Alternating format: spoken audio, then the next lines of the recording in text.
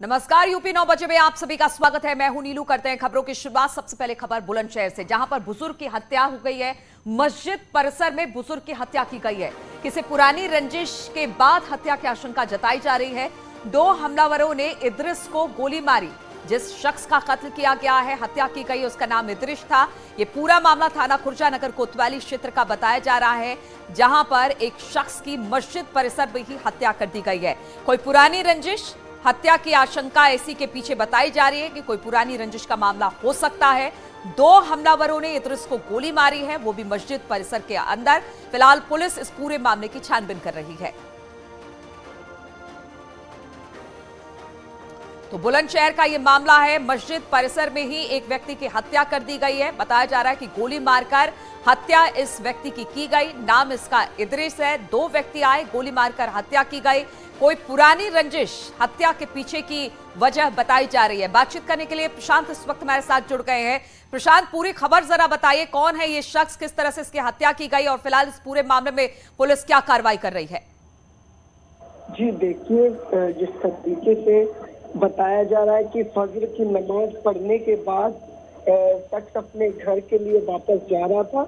उसी दौरान 2 हमलावरों ने हमला करते हुए गोलियां चला दी, जिसके बाद युवक को 2 गोलियां लगी है और जिसके बाद मौके पर युवक की मौत हो गई। फिलहाल पूरे घटनाक्रम की पुलिस जांच पड़ताल कर रही है।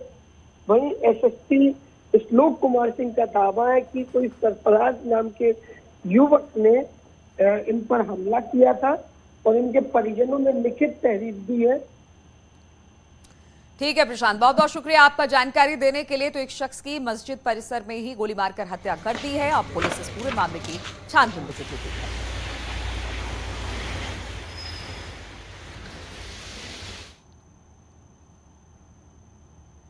और लखनऊ के लुलु मॉल की बात करते हैं तो लगातार ये विवादों में है। लखनऊ के लुलु मॉल में नमाज पढ़ने का एक और वीडियो सामने आया है, जिसमें 2 लोग नमाज पढ़ते नजर आ रहे हैं। वहीं पुराने वीडियो में कई लोग नमाज पढ़ रहे हैं। उधर लुलु मॉल में नमाज मामले में मॉल मैनेजमेंट ने नमाज पढ़ने वालों पर एफआईआर दर्ज कर ली है। लेकिन अब एक और नया वीडियो सामने आया है, जहां पर लुलु मॉल में ही 2 लोग नमाज पढ़ते नजर आ रहे हैं। पुराने वीडियो में कई लोग नमाज पढ़ते नजर आ रहे थे।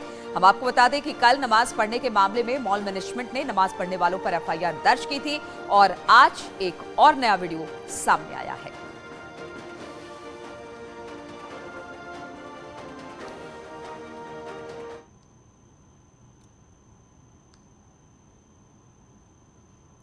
उधर अखिल भारत हिंदू महासभा ने आज लुलु मॉल में सुंदरकांड का पाठ का ऐलान किया है। महासभा आज शाम 6 बजे मॉल में सुंदरकांड का पाठ करने वाली है। तो जिस तरह से नमाज अदा की गई है, अब अखिल भारतीय हिंदू महासभा ने कहा है कि आज वो लुलु मॉल में सुंदरकांड का पाठ करेंगे। हालांकि मैनेजमेंट में कह दिया है कि इस तरह की कोई भी बात बर्दाश्त नहीं की जाएगी। इस तरह से अगर कोई करता मिलेगा तो उसके खिलाफ एफआईआर होगी।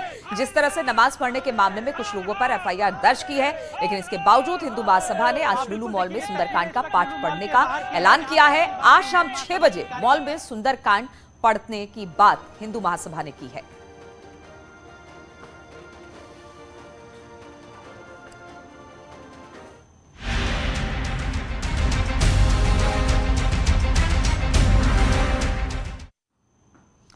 और एसपी अध्यक्ष ओम प्रकाश राजभर आज समाजवादी पार्टी से अलग होने का ऐलान कर सकते हैं।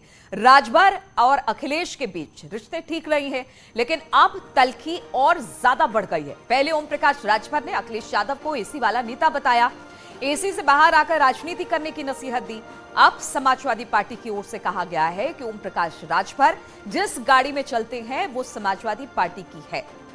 तो अब एक फॉर्च्यूनर विवाद और बढ़ा रहा है दोनों पार्टी के बीच में।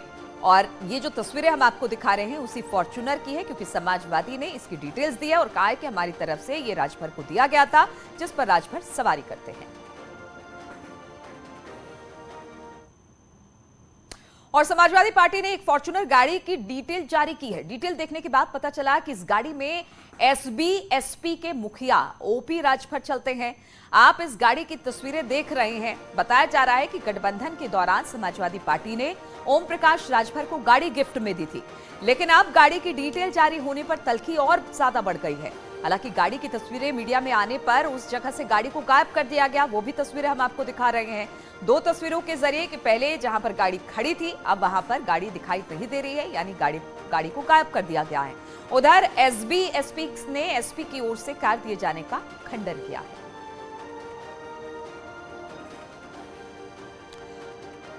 और इसी पर बातचीत करने के लिए लखनऊ से ऋषभ मणि त्रिपाठी इस वक्त हमारे साथ जुड़ गए हैं। ऋषभ, ये जो तल्खी है एसबी एसपी और समाजवादी पार्टी की, वो लगातार बढ़ती चली जा रही है। आज तो एक प्रेस कॉन्फ्रेंस भी होनी है राजभर की तरफ से और कहा यह जा रहा है कि आज कुछ भी हो सकता है, गठबंधन भी टूट सकता है, क्योंकि एक गाड़ी ने विवाद को बहुत ज्यादा गर्मा दिया है।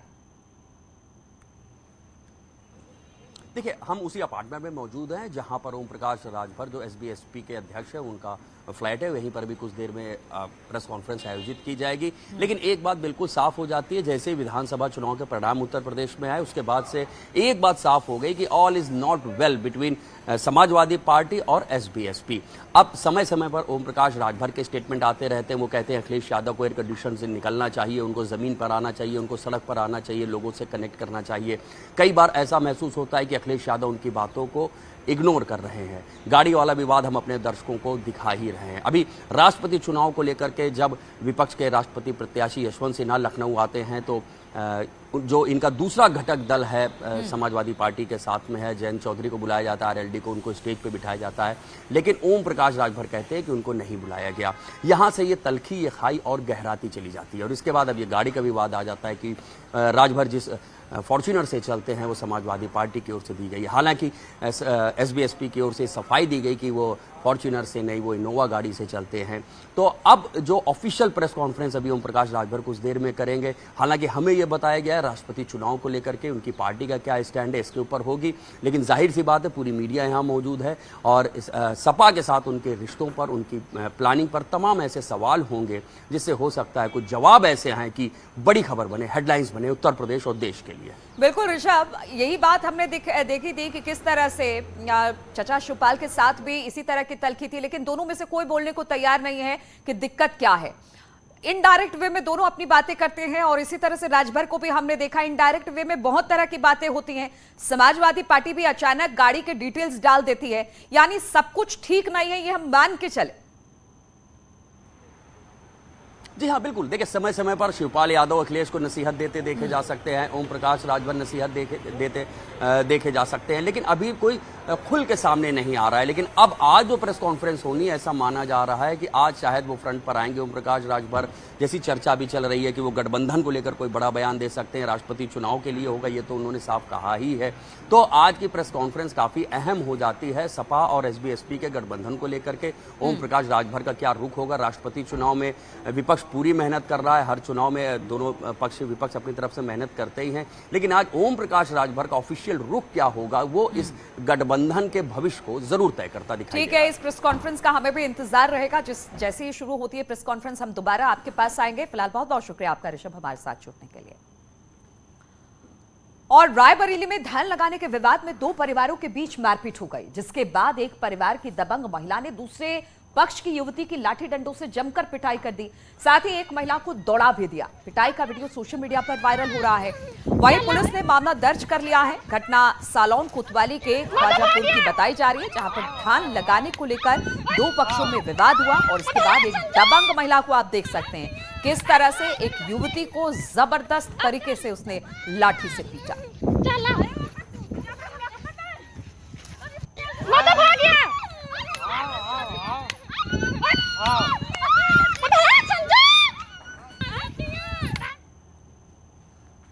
और जौनपुर में जमीन विवाद में 2 पक्षों में खूनी संघर्ष हो गया। इस दौरान आपस में जमकर ईंट पत्थर भी चले, फावड़े भी चले। इस मारपीट में एक लड़की समेत 3 लोग घायल हो गए।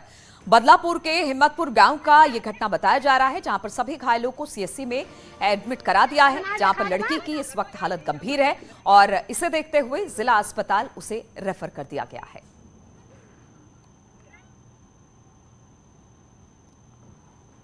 उधर कानपुर के गुजैनी थाना इलाके में मामूली विवाद के चलते एक पक्ष ने दूसरे पक्ष पर जमकर पथराव किया।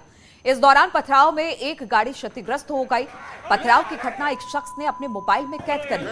इसके बाद पुलिस को शिकायत की गई। पुलिस मामले की जांच में जुट गई है। बताया जा रहा है कि दोनों पक्षों में पिछले कुछ समय से विवाद चल रहा था, जिसके बाद पथराव किया गया और एक पक्ष दूसरे पक्ष से आपस में भिड़ गए। ये देखो कैसे ईंटें मार रहे हैं, ये देखो कैसे ईंटें मार रहे हैं। चलो दिलीप। और औरैया में 2 दुकानों में भीषण आग लग गई।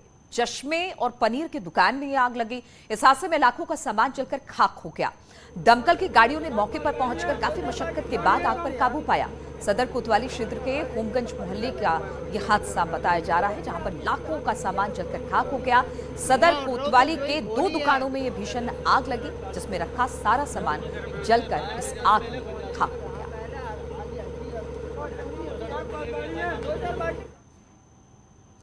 और कानपुर में रफ्तार का कहर देखने को मिला है। यहां पर एक बेकाबू कार नाले में गिर गई, जिससे कार सवार लोग घायल हो गए। राहगीरों की मदद से कार में फंसे लोगों को बाहर निकाला जा सका, जिसके बाद हादसे की सूचना पुलिस को दी गई। पुलिस इस पूरे मामले की छानबीन कर रही है। ये पूरा मामला बर्रा थाना इलाके का बताया जा रहा है।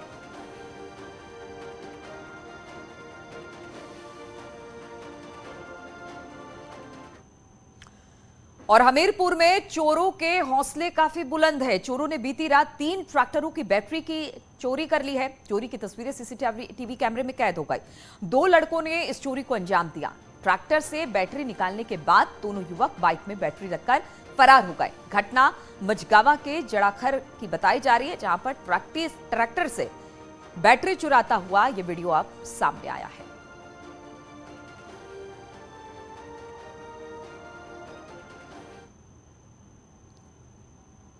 और गाजियाबाद के वसुंधरा इलाके में 2 बदमाशों ने एक स्टोर में लूटपाट की घटना को अंजाम दिया। बदमाशों ने दुकान के स्टाफ को पिस्टल दिखाकर लूटपाट की। पूरी वारदात सीसीटीवी कैमरे में कैद हो गई है। तो तस्वीरें हम आपको दिखा रहे हैं किस तरह से पिस्टल की नोक पर इस घटना को अंजाम दिया गया। दुकान में लूटपाट की घटना को अंजाम दिया गया, जहां पर जो चोर थे वो बंदूक की नोक पर सारा सामान लूटकर फरार हो गए।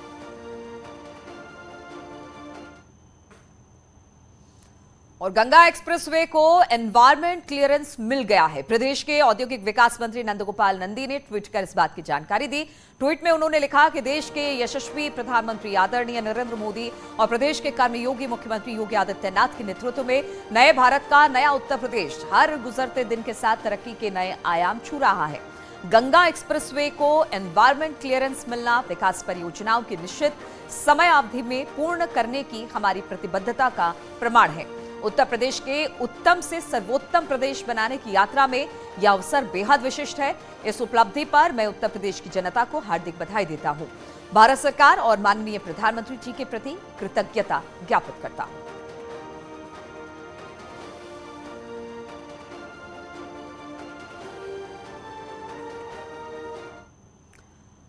और भारत में एथलेटिक्स के समग्र विकास के लिए रिलायंस इंडस्ट्रीज लिमिटेड ने एथलेटिक्स फेडरेशन ऑफ इंडिया के साथ साझेदारी का ऐलान किया। रिलायंस फाउंडेशन पहले से ही एएफआई के साथ जुड़ा रहा। अब दोनों संगठनों के बीच साझेदारी से भारत में एथलेटिक्स को और बढ़ावा मिल सकेगा। इस मौके पर आईओसी की सदस्य और रिलायंस इंडस्ट्रीज की निदेशक नीता अंबानी ने कहा कि एथलेटिक्स फेडरेशन ऑफ इंडिया के साथ रिलायंस फाउंडेशन की साझेदारी का विस्तार बड़ा कदम है। ये साझेदारी भारत में ओलंपिक आंदोलन को और मजबूत करने की दिशा में अहम साबित होगी। आपको बता दें कि रिलायंस फाउंडेशन समाज के हर वर्ग के बच्चों और युवाओं को प्रतिभाशाली वैश्विक स्तर का खिलाड़ी बनाने के समान अवसर मुहैया कराता है। इस दिशा में वो काम कर रहा है। साल 2013 से इस पहल ने 13,000 से अधिक स्कूल और कॉलेजेस में 21.5 मिलियन से अधिक बच्चों और युवाओं को खेल में करियर बनाने के लिए प्रोत्साहित किया है। हम एथलेटिक्स फेडरेशन ऑफ इंडिया के साथ रिलायंस फाउंडेशन की साझेदारी का विस्तार करके खुश हैं। एथलेटिक्स विश्व के खेल में सबसे लोकप्रिय खेलों में शामिल है। इस एसोसिएशन का मकसद लड़कियों पर खास ध्यान देने के साथ हमारी युवा प्रतिभाओं को अवसर और विश्व स्तरीय सुविधाएं देकर भारतीय एथलेटिक्स के विकास में तेजी लाना है। सही बुनियादी ढांचे, प्रशिक्षण और समर्थन से हम दुनिया भर में अपने कई और युवा एथलीट्स को जीत के मैदान में देखेंगे। ये साझेदारी भारत में ओलंपिक आंदोलन को मजबूत करने के हमारे सपने की दिशा में भी महत्वपूर्ण कदम है।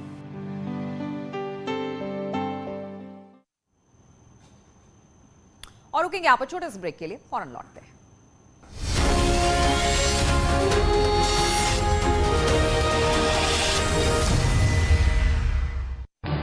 इस न्यूज हेडलाइंस के प्रायोजक पेट सफा आयुर्वेदिक जूस।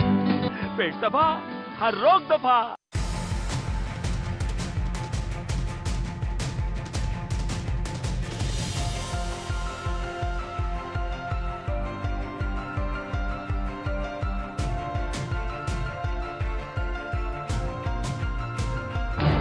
इस न्यूज हेडलाइंस के प्रायोजक पेट सफा आयुर्वेदिक जूस।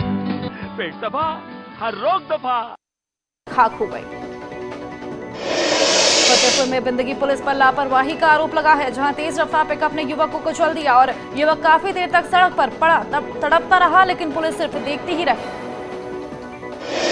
अयोध्या में हनुमानगढ़ी से राम जन्मभूमि दर्शन मार्ग के चौड़ीकरण का काम तेजी से हो रहा है। इस कड़ी में महाविद्यालय को प्रशासन डेमोलाइज कर रहा है। चौड़ीकरण की जद में 350 दुकानें भी हैं। चंदौली के एक प्राइमरी स्कूल में अपने टीचर को फेयरवेल देते हुए बच्चे रोते हुए दिखाई दिए। ये वीडियो सोशल मीडिया पर तेजी से वायरल हो रहा है। टीचर का तबादला दूसरे जिले में हो गया, जिसके बाद बच्चे टीचर को गले लगाकर रोते दिखे। आजमगढ़ में एक मुस्लिम लड़की ने धर्म बदलकर हिंदू युवक से मंदिर में शादी की। जानकारी के मुताबिक दोनों का 2 साल से प्रेम प्रसंग चल रहा था, लेकिन लड़की वाले धर्म अलग होने की वजह से ऐतराज जताने लगे। इसके बाद दोनों ने समूह माता मंदिर में हिंदू रीति रिवाज से शादी कर ली। नैनीताल के पास भीमताल में कुछ देर की बारिश ने पूरा इलाका तहस नहस कर दिया। तेज बारिश के बाद कई जगहों पर पानी भर गया, सड़कों पर घुटनों तक पानी भर गया, तो स्कूली बच्चों को भारी परेशानी भी हुई। कई इलाकों में कई पेड़ टूटकर गिर गए, जगह जगह पेड़ टूटकर सड़कों पर आ गए, जिससे ट्रैफिक भी बंद हो गया। और यही नहीं, बिजली की लाइनों पर भी पेड़ गिर गए। बागेश्वर में मानसूनी बारिश तबाही लेकर आ रही है। इसका सबसे ज्यादा नुकसान सड़कों को हो रहा है। एक और प्रशासन कड़ी मशक्कत के बाद सड़कों को खोल रही है, तो वहीं कुछ समय बाद फिर सड़कों पर मलबा गिरने लगता है। चमोली के कर्णप्रयाग में बुधवार को गांधीनगर के पास बद्रीनाथ हाईवे पर सड़क का बाहरी हिस्सा रह गया, जिसमें मार्ग से भरी गाड़ियों के लिए प्रभावित हो गया। लेकिन यहां अभी तक जिस तरह से काम हो रहा है, उससे लगता है कि मार्ग पूरी तरह से सुचारू नहीं हो सकेगा। पहाड़ों में जमकर बारिश हुई। बारिश की वजह से बद्रीनाथ हाईवे पर कई जगह से लैंडस्लाइड हुआ, जिससे हाईवे कई जगह से बंद हो गया। जोशीमठ के पास खनौटी नाला, खचड़ा नाला, टगड़ी पागाल नाला, अठीमठ के पास पहाड़ी से मलबा गिरने के कारण हाईवे बंद हो गया। रामनगर में ढिकुली से ऊपर हुई बारिश में NH 309 एक बार फिर धनगढ़ी नाला उफान पर आ गया, जिसके बाद यहां आवागमन बहुत मुश्किल हो गया। यहां मंगलवार को एक कार बह गई, जिसमें सवार लोगों ने बड़ी मुश्किल से अपनी जान बचाई। बागेश्वर में सुंदर ढूंगा ग्लेशियर से गाइड का शव लेने गई SDRF और पुलिस टीम वापस लौट आई। खराब मौसम और विपरीत हालातों के आगे टीम बेबस नजर आई। खराब मौसम और बदहाल रास्तों ने टीम को कठलिया तक भी नहीं जाने दिया। नैनीताल माल रोड पर भू वैज्ञानिकों की रिपोर्ट आ गई। कई जगहों पर पड़ी दरारों के चलते जिला प्रशासन ने भू भरिया सर्वेक्षण कराया था। मऊ में हलघरपुर के एक गांव में 3 महिलाओं पर आकाशीय बिजली गिर गई, जिसमें 2 महिलाओं की मौत हो गई। एक की हालत गंभीर है, जिसका अस्पताल में इलाज अभी भी जारी है।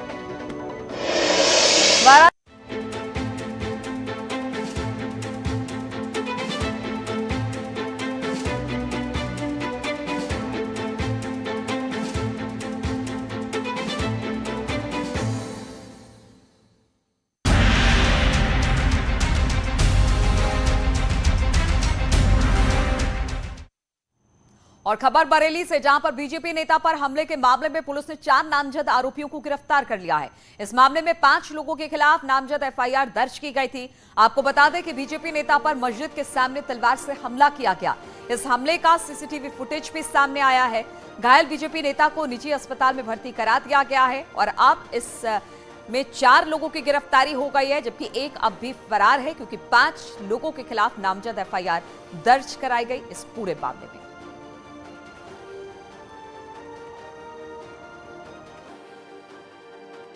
मेयर साहब की कोई चिट्ठी जारी हुई है जो व्हाट्सएप पर वायरल थी। उसके कारण नगर निगम का कोई दस्ता यहाँ पे आया था और उस दस्ते ने बिरयानी की दुकानों को और वहाँ जो और अतिक्रमण है उसको हटाने का प्रयास किया। उसके बाद वो टीम जब चली गई उसके बाद ऐसा बताया जाता है कि कुछ लोग रंजिशन वहाँ मौजूद कुछ लोगों पर हमला करने लगे। इस सूचना पर अभियोग दर्ज किया गया है और नामजद 4 व्यक्तियों को हिरासत में लिया गया है। और कानपुर में नेशनल बॉक्सिंग चैंपियनशिप में चयनित खिलाड़ी से छेड़छाड़ के मामले में पुलिस ने 4 मंचलों को गिरफ्तार किया है। आरोप के मुताबिक कार सवार मंचलों ने लड़की को अगवा करने की कोशिश की। पुलिस ने चारों आरोपियों को गिरफ्तार कर लिया है। लड़की नाबालिग बताई जा रही है, इसलिए पुलिस ने पॉक्सो एक्ट के समेत कई गंभीर धाराओं में केस को दर्ज किया है।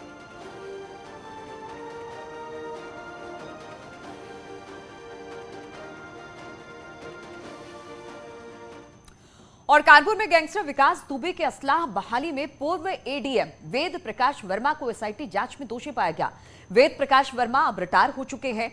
बताया जा रहा है कि उन्होंने ही विकास दुबे के 2004 में रद्द हथियार लाइसेंस को बहाल किया था और लाइसेंस की अवधि 2005 से 2007 तक बढ़ा दी थी। इस मामले में 2 क्लर्क भी दोषी पाए गए हैं। हालांकि एडीएम ने एसआईटी को के हस्ताक्षर फर्जी बताया था। फर्जीवाड़े में एक क्लर्क के खिलाफ भी कार्रवाई हुई है।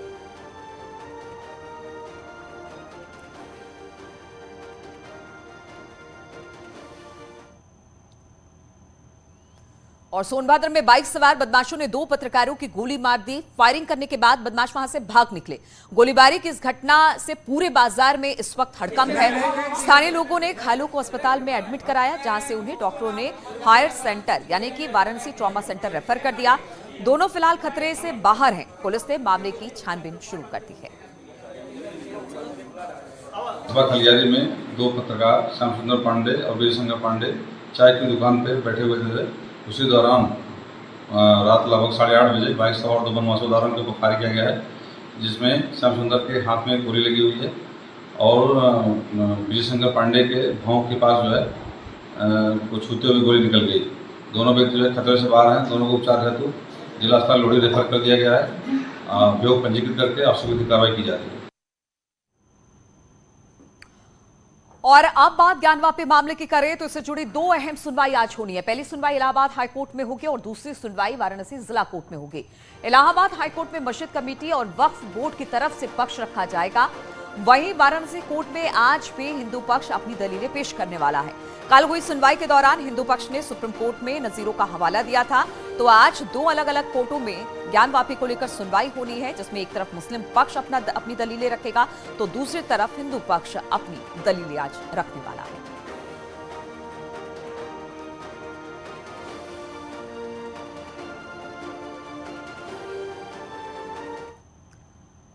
और मथुरा के श्री कृष्ण जन्म स्थान और शाहिदगाह मस्जिद के मामले में आज सिविल जज सीनियर डिवीजन की अदालत में अलग अलग पक्षकारों ने 4 मामलों पर सुनवाई होगी।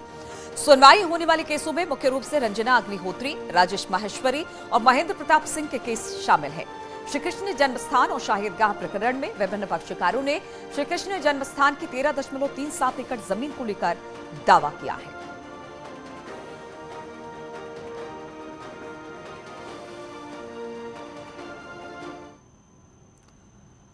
और होम्योपैथिक विभाग में 47 करोड़ का घोटाला सामने आने के बाद सीएम योगी ने एक बड़ा एक्शन लिया है। अपर निदेशक मनोज यादव और क्लर्क विनोद कुमार को निलंबित कर दिया गया। वहीं सुनीता मलिक पर एफआईआर दर्ज करने के निर्देश भी दे दिए गए हैं। तो इस पूरे मामले में बड़ा एक्शन हुआ है। अपर निदेशक मनोज यादव और क्लर्क विनोद कुमार को निलंबित कर दिया है, जबकि सुनीता मलिक पर एफआईआर दर्ज करने के निर्देश मुख्यमंत्री की तरफ से दिए गए हैं।